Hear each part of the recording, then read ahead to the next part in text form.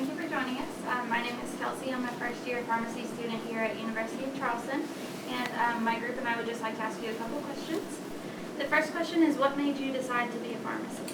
Well, I was really lucky and fortunate that I had decided when I was about 12 or 13 years old, I remember in middle school, that I wanted to go into healthcare. So at that time I researched some different healthcare disciplines, and I decided pharmacy was my favorite one, and so since middle school I've always wanted to become a pharmacist. On your first day of pharmacy school, where did you see yourself working? And is that where you ended up? Well, no, I didn't end up there at all, and that's my first day of pharmacy school. I had worked at a local retail pharmacy, and so I just assumed that I would work in a regular community pharmacy someday. And my first job out of pharmacy school was actually in a hospital, so I totally changed directions. It was different. What was your favorite part of any of the jobs that you had? Well, I really think a lot of it is, like in the hospital, I like the interactions with people, whether it's the other healthcare professionals or it's patients in general. So that's generally my favorite part of it.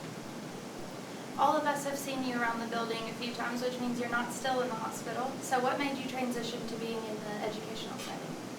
Well, it's kind of a long story. I never imagined myself in the educational setting.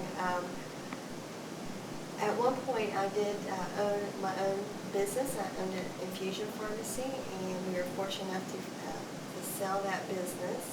And I had a 5-year non-compete with the sale of the business.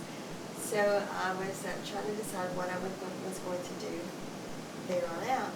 And I found out about the opportunity at the University of Charleston to be the Assistant Director for Experiential Education.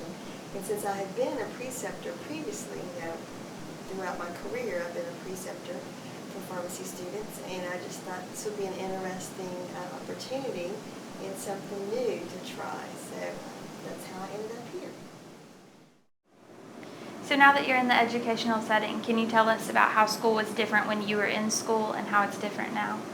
Well, there's quite a difference in the education that back in the 80s that I had versus now.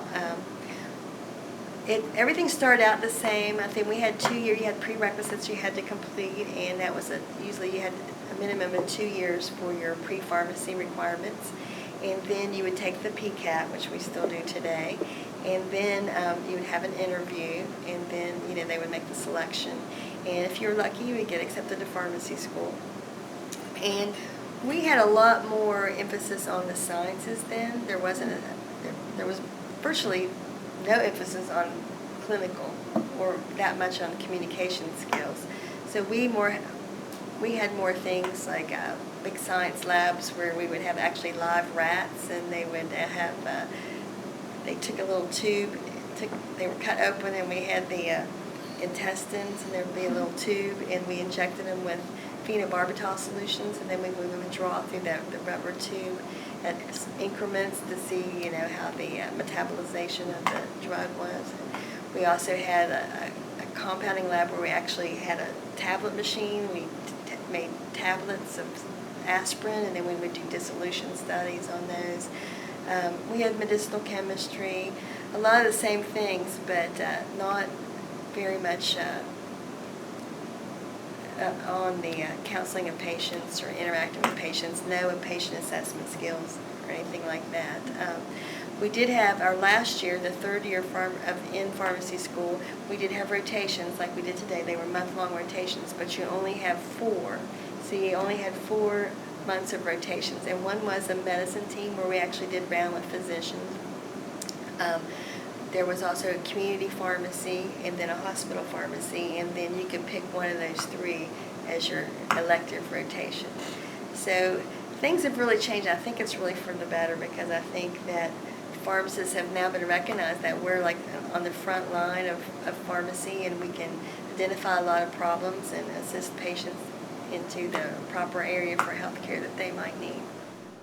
How has pharmacy as a whole changed throughout your experience as a pharmacist? Well, it has changed dramatically. When I went to pharmacy school, then most of the emphasis during the education was actually on the science pieces. You did a lot more in pharmacology and pharmacokinetics in those areas, and not so much with the patient counseling and patient interaction assessment skills. We did not learn those skills, but I think that as pharmacy has evolved, we realize that we're more part of a team. We're just not isolated little group that dispenses medications. We realize that we need to interact more with the other disciplines as well as our patients. And I think that's a great thing that's been transforming pharmacy. So what all jobs have you had, and what have been your favorite parts of those jobs? Okay, well, I started out in the hospital, and that was my first job, and I really enjoyed that one. It's probably my favorite job because I felt like in the hospital you have the opportunity to see the diagnoses and then actually see the treatment and therapy used to treat those patients, and then you can see the labs and follow the patient through and see the outcomes there. I really felt like I was on top of my game there because I had the oral medications and the intravenous medications as well. While I was at the hospital, I also had the opportunity to be a consultant pharmacist, and we coordinated with a nursing home that was across the street, and we had to go there at least monthly and review all the charts of the patients to make sure there weren't any duplications of therapy or therapies that weren't acceptable for the geriatric population. And that was really fun because you would always get to interact with the residents at the nursing home, and they were so appreciative if you would interact with them, and so you'd have your favorites. So I enjoyed that a lot. And then I've also worked in the community pharmacy. I was a relief pharmacist for CVS for a while, and so that was fun because you got to interact with the public and help make recommendations, especially a lot with the OTC. I enjoyed that, but then I also worked in home infusion, and I started out when I worked at the hospital. I needed part-time, so I went and worked for their infusion pharmacy, and really enjoyed that. With that as well, it's a little bit more clinical because you get to review the patient's labs and make recommendations on antibiotic therapy. I used to write TPNs, or that's total parenteral nutrition for patients that they take intravenously. We made chemotherapy for patients that they took at home. Then we interacted a lot. There was a lot of coordination and working with the doctors and the home health nursing agencies as well as the family. So I kind of like home infusion because it was kind of a mix of retail, because you did communicate with the patients, but you also interacted with the other healthcare disciplines as well. And now I'm in education, so that's a whole different ball game. And here, obviously I interact with the students, but it's been a very interesting career. What has been the most rewarding experience you've had as a pharmacist? One thing that comes to mind is when I was the owner of my home infusion pharmacy. I had a little child that had short gut syndrome, which meant he didn't have enough intestines to absorb all his nutrients, so we had him on nutrition support, and those patients tend to get infections a lot, and he had been to Pittsburgh Children's Hospital, and he was coming. They discharged him at night, and they had antibiotic therapy, and his mother called, and she was just totally distraught because she was worried he would miss his dose of antibiotics because he wouldn't be able to get it because they would be coming through Charleston, and we were going to be closed. And so I came out that night at 10 o'clock and prepared her medications and had it ready for her, and she actually administered one right there on site. And she cried because she felt so thankful that I would take care of her and help her with her patients, and I was just shocked because to me that's what you do as a pharmacist. You take care of your patients, and the little boy, he's doing quite well from what I understand, so that was probably my most rewarding experience. You've mentioned that you opened your own business. What was a normal day like in that setting for you? Well, it was a home infusion pharmacy, so we prepared IV antibiotics, IV infusions for patients that actually were administered in the home. So you would get an order from usually the social worker at the hospital to inform you that a patient was going to be discharged from the hospital. So we would review the order, make sure everything was appropriate with the indications and the therapy, and then we'd have to determine what was the best way to prepare that drug. If it was maybe an every 8-hour infusion, home health nurses can't go 3 times a day to someone's home, so I would prepare it with a pump. Like I could put all 3 doses in a pump, and then you can set the pump to infuse like 3 doses in intervals, or we could put in special little infusion pumps and things.